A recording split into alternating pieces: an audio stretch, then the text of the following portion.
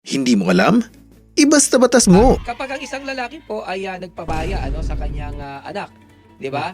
At siya ay hindi na nagpakita at hindi niya na ginawa yung kanyang obligasyon na magsuporta at, ginagawa niya sa paraan ng mukhang kaawa-awa talaga itong babae, itong nanay, yung nanay po ay pwedeng magsampa po ng kasong kriminal sa VAUSI po, yung Anti-Violence VAUSI. Against Women and Their Children. Ano pong basis niyan? Kasi ang tawag po dyan ay economic abuse. Pero linawin ko lang hindi porkit hindi nagbigay ang tatay, ibig sabihin automatic economic abuse yun.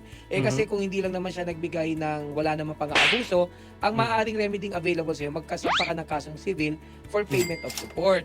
Ngayon, pangatlo, may mga pagkakataon, hindi ka pwede, na pag nagsampa ka ng kasong kriminal o nagsampa ka ng kasong civil, ay madi-deny or madi-dismiss kapag ang sitwasyon hindi nakapagbigay ng lalaki dahil wala naman din talaga siyang ibibigay.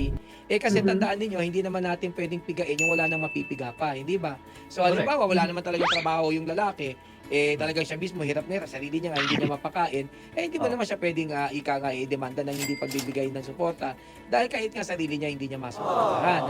Ngayon, pangalawa, dapat linawin din natin ito, tanggalin po natin sa kaisipan natin na kapag ka ang lalaki, kapag ikaw ang tatay, ibig sabihin, ikaw lang ang may obligasyon na magbigay ng suporta. Hindi naman po totoo yun.